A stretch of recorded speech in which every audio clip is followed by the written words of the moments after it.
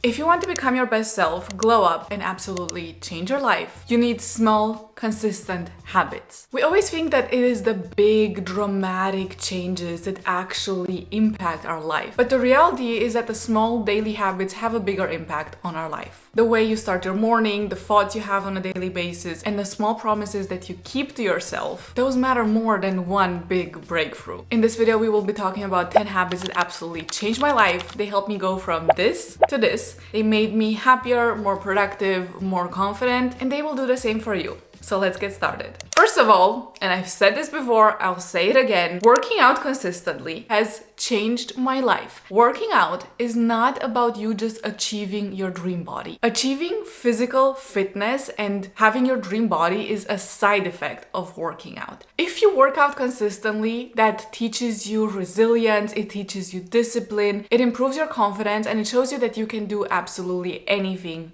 you put your mind to. It is also a habit that helps you have a sort of routine. If you work out every day, you already have that one thing that you're doing every day, and that helps you structure your life better. It also helps with brain fog, it helps your mind work better, be sharper, it helps with sleep, with appetite, with everything. I could go on and on about the positive effects of working out, but let's just say that if you try working out consistently, you will immediately see positive changes in all aspects of your life. Discipline can apply to everything in your life. There's a quote that I love: the way that you do something is the way that you do everything. And that is honestly so true. If you are disciplined in one area with your life, you're gonna become more disciplined in other areas of your life. A few years ago, I was trying to get into the habit of consistently posting, and it was so hard for me to do. I didn't manage to do it. I never got the hang of it. Then I started going to the gym. I built discipline in the gym. I got used to this idea that if I say I will do something, and if it's on my to-do list and if it's in my calendar, then I will just do it. And after I built this habit in the gym, it also became easier for me to post on a daily basis. And then it also became easier for me to study, especially when I didn't feel like studying. The fact that I learned how to be disciplined in the gym helped me outside of the gym, and I started to approach everything with discipline. Remind yourself that showing up in all areas of your life is important, and it is a sign of self-love. The third habit is challenging myself. The harsh truth is that you don't grow if you are in your comfort zone. You can think of your comfort zone like a circle. You need to get outside of that circle in order for the circle to expand. The real growth only happens outside that circle. You need to get comfortable with being uncomfortable. That is the only way you're gonna grow, evolve, and ultimately change your life. I challenged myself by just going for it. When I started running a year and a bit ago, I did not want to run a half marathon, but I said, you know what, why not? It's a challenge. Let's see. What is the worst thing that can happen? I signed up for a half marathon. I did it with 2 months of training. Was it a good idea?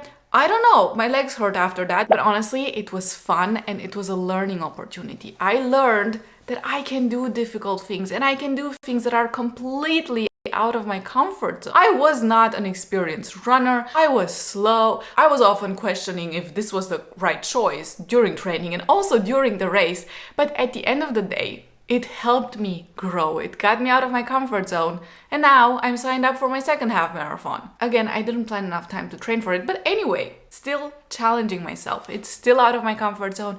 I'm still growing and I'm still learning. And you can do this in all areas of your life. Just go for it. Know that by doing these types of things, you get out of your comfort zone and you grow and you expand your comfort zone. And that is what ultimately will lead you to a completely different life. I love planners. I love organizing. I love lists. I'm such an A-type personality, but sometimes I don't feel like it. Sometimes when I see all of the things that I have to do and all of the things that I need to organize, I don't feel like it. But I have realized that my life always feels less stressful when I am really organized, when I know what is gonna happen that week, when I know what to-dos I have for a specific day, when I know what events are coming up. And I've really noticed this last week because I was on vacation and I just did not look at my calendar the whole week. It was my birthday week. I was like, no, thank you. I'm not doing this. I came back and for 2 days, I didn't know what was going on. I was so confused. I texted the lady that I go to for beauty treatments that I made a scheduling mistake and I could not make it that day. Turns out the appointment wasn't even for that day, it was for the following day.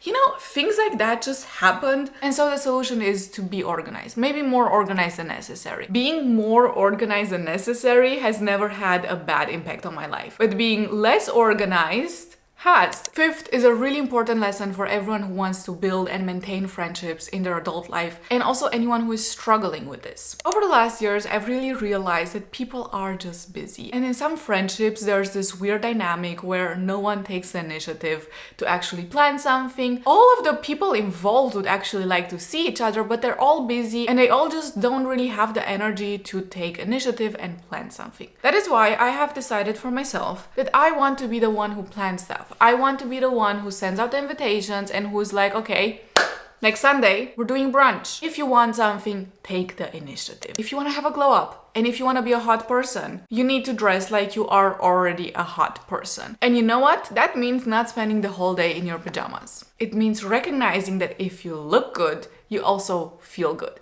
And even if you're staying in, you're doing home office, you're studying from home or anything like that, you should get dressed up.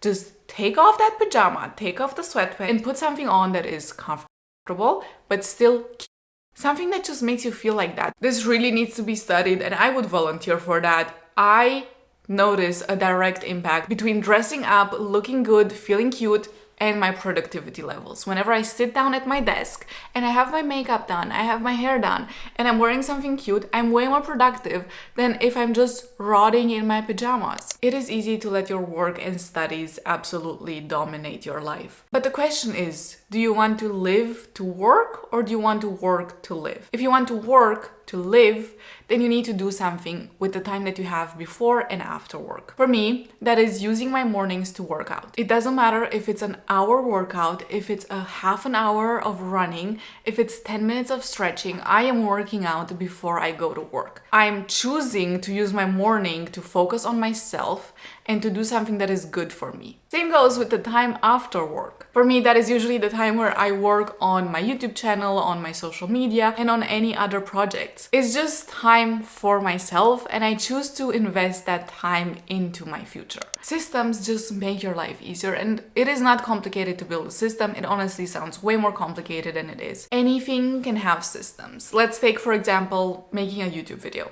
Well, you need to first think of an idea, then you need to write out that idea, think of a title, think of a thumbnail, then you need to film it, you need to edit it, you need to upload it. You could do all of this in just one sitting. That might work for you. For me, I know it doesn't work, so I need a system to do all of those things. I get my ideas randomly. I have a spreadsheet. I will open that and I will write down my idea or my ideas. Next up, I need to think of a title, thumbnail, and write that. And I usually do it in blocks. Then I need to film it. Again, I block out some time, usually on a weekend or at the end of the week, to just film. And usually I film 2 videos in one sitting. Then editing, I usually do this in the evenings after work, and uploading, I usually do this on weekends. It takes a while to build a system that really works with your schedule, with your lifestyle, with your energy levels as well, but it is worth it to think of everything as a system.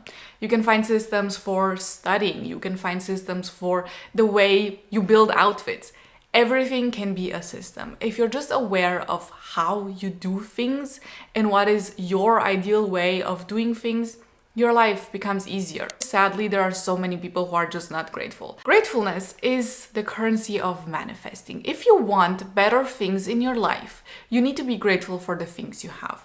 Otherwise, why would you deserve those better things? Be grateful for your life, for the possibilities that you have, for your friends, for all of the little things, for the fact that it is sunny outside. Choose to be grateful. The last thing is a habit that a lot of people talk about, but it helps me specifically for one thing, and I think all of the girlies who just want to do it all and who have so many goals and so many things that they're thinking about on a daily basis, sometimes get overwhelmed, can relate to this. I love journaling when I'm overwhelmed. Whenever I have 1,000 things going on in my brain, things that I need to do, things that I'm worrying about, when there's just a lot going on, I know that the best thing I can do is to just sit down and write it down. Literally just put my thoughts on paper. So if you often get overwhelmed or you get stressed because of all of the things going on in your daily basis, get a journal, write stuff down. It's truly such a small habit, but it can make the biggest change. I'll see you in my next video. Bye bye.